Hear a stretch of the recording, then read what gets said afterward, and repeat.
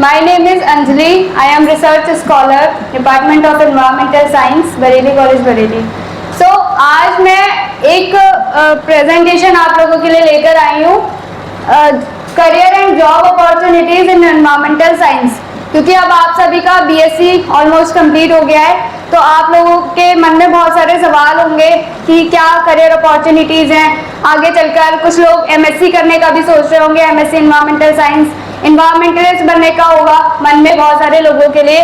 पर कहीं ना कहीं ये होता है कि आगे चलकर क्या अपॉर्चुनिटीज हैं, कुछ है भी या नहीं है एनवायरमेंटलिस्ट के लिए। तो बहुत सारे सवाल होते हैं कि प्राइवेट सेक्टर्स में क्या जॉब है, गवर्नमेंट सेक्टर्स में क्या जॉब है, एनजीओज में क्या जॉब है, ठीक है। तो उन्हीं सारे सवालों को लेकर मैं और आपकी दीदी आज यहाँ पर आए हैं प्रेजेंटेशन के लिए। इंट्रोडक्शन आप आओ ना। So environmental science is a growing field with diverse career opportunities. जैसा कि आप सब जानते हैं कि environmental science एक मल्टीडिसिप्लिनरी सब्जेक्ट है। यहाँ पर इस सब्जेक्ट में हम बहुत सारी चीजें पढ़ते हैं, लाइक जियो साइंस भी पढ़ते हैं, एनवायरमेंटल केमिस्ट्री भी पढ़ते हैं, बायोलॉजी भी पढ़ते हैं, बहुत सारी चीजें हम पढ़ते हैं। तो इसी के हिसाब से इसमें करियर अपॉर्चुनिटीज भी बहुत सारी हैं, लाइक गवर्नमेंट सेक्टर। अगर हम बात करें कि कहाँ मतलब किन किन फील्ड में हम जा सकते हैं, एनवायरमेंटलिस्ट किन किन फील्ड में जा सकते हैं, तो government sectors, private sectors, research position in project basis, job in NGOs.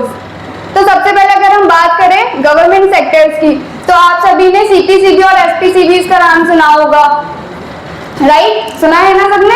हाँ।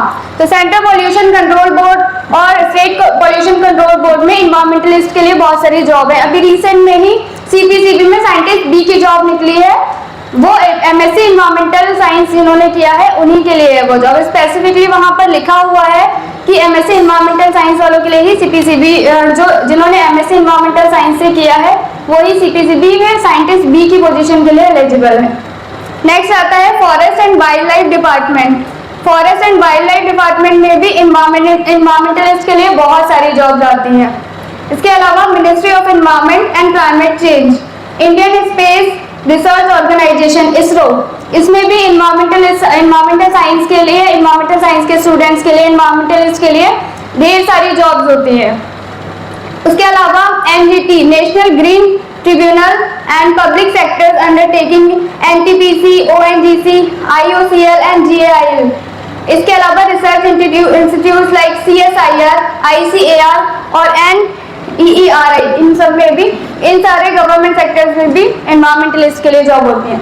अगर हम प्राइवेट सेक्टर्स की बात करें तो इसमें environmental consult firms like ERM, tetra tech, इसके अलावा renewable energy companies like Tata power, ReNew power, manufacturing and chemical industries, waste management companies, infrastructure and construction, corporate and social responsibility, ये सारी प्राइवेट सेक्टर्स की जॉब है। जो लोग प्राइवेट सेक्टर्स में जाना चाहते हैं एज ए एनवायरमेंटलिस्ट, अपना करियर वहाँ सिक्योर करना चाहते हैं।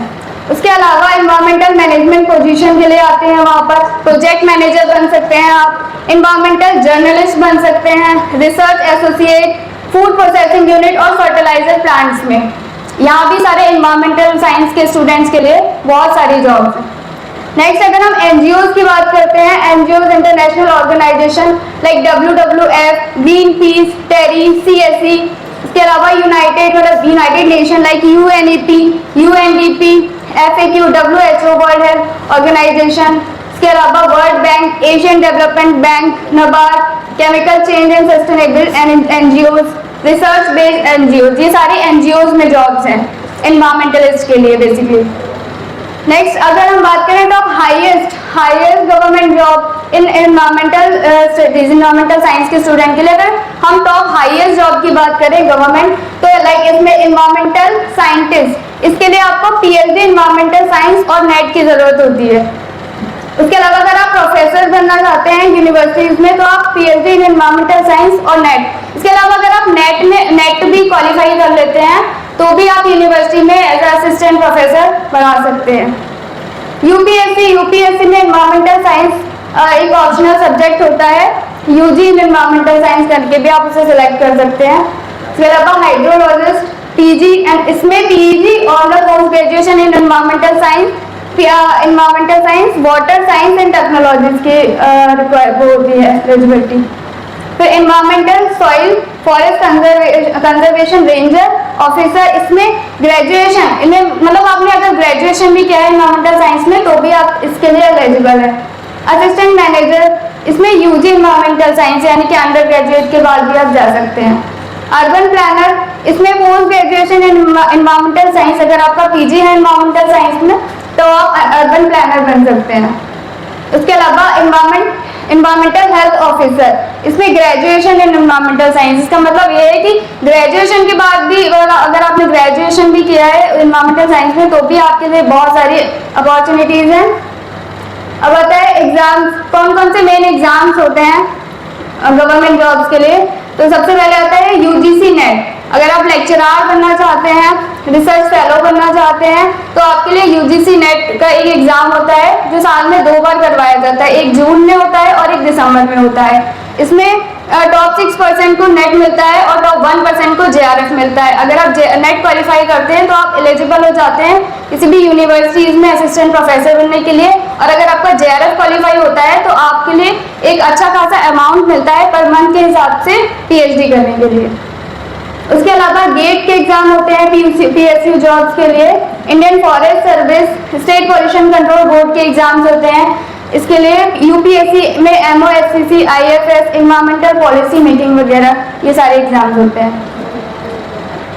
टीचिंग एंड रिसर्च के लिए जैसे कि अभी मैंने बताया असिस्टेंट प्रोफेसर जो नेट यूजीसी नेट और सीएसआईआर नेट के जरिए होता है वो यूनिवर्सिटीज एंड कॉलेजेस में होता है। एंड रिसर्च साइंटिस्ट के लिए सीएसआईआर, आईसीएआर, डीआरडीओ, एनडब्ल्यूआरआई और टेरी के एग्जाम्स होते हैं। Environmental journalist and policy making और and independent research and consultant. So MSc Environmental Science offers a wide range of career options in government, private, NGO and research. Take the first step toward a sustainable career. मतलब आप environmentalist बनकर अपने planet के लिए कुछ कर सकते हैं, अपने आसपास के सराउंडिंग के लिए भी कुछ कर सकते हैं। Environmental Science में बहुत ही वाइड career opportunities हैं हर सेक्टर में, गवर्नमेंट, प्राइवेट, NGOs, सारे सेक्टर्स में। Thank you so much everyone and all the best for your upcoming future. लेकिन आप जो है और भी बहुत सारे सेक्टर्स हैं, जैसे एनजीओ, आप लोग जानते नहीं होंगे एनजीओ क्या होता है। किसको पता है एनजीओ? बताओ क्या होता है? होता क्या है तो फुल फॉर्म बता दी।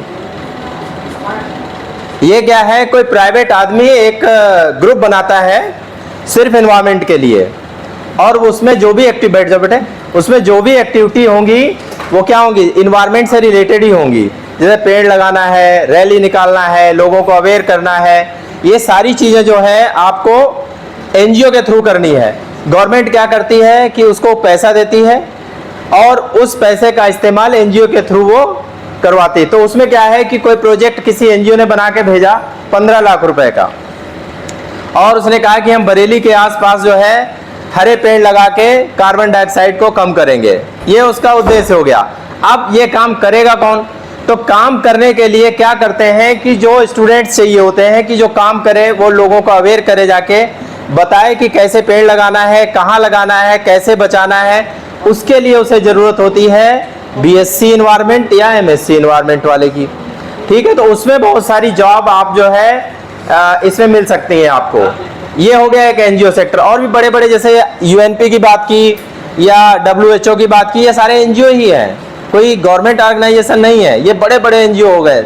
जब छोटा सा काम मिलता है तो आप अगर गूगल में भी सर्च करोगे कि जॉब इन एनवायरमेंटल साइंस, तो आपको ढेर सारी अपॉर्चुनिटी मिल जाएगी। दूसरा है, ये तो एक एनजीओ की बात है। गवर्नमेंट में जैसे अंजलि ने बताया कि सेंट्रल पोल्यूशन कंट्रोल बोर्ड और स्टेट पोल्यूशन कंट्रोल बोर्ड, इसमें क्या है कि साइंटिस्ट की जॉब निकलती है, और इन्होंने बताया भी कि उसमें जो है आपको एमएससी इन्वायरमेंट से अगर आपने किया है और नेट भी नहीं है तब भी आप you are eligible for scientist भी। उसका रिटन एग्जाम होता है और उसके बाद आप जो है डायरेक्ट उसमें जा सकते हो। उसी सेंट्रल पोल्यूशन कंट्रोल बोर्ड और स्टेट पोल्यूशन कंट्रोल बोर्ड में जो है जेआरएफ की पोस्ट निकलती है, जिसमें 35,000 रुपीज आपको मिलता है। साइंटिस्ट बी में तो लमसम 90,000 से शुरू होगा, जैसे जैसे बढ़ते जाएंगे वो लाखों में चला जाएगा। तो आप जेआरएफ के लिए भी ट्राई कर सकते हो, लेकिन ये आफ्टर एमएससी होगा। तो ये छोटी छोटी चीज़ें हैं, आप नेट पे सर्च करिएगा, आपको सब मिलेगा।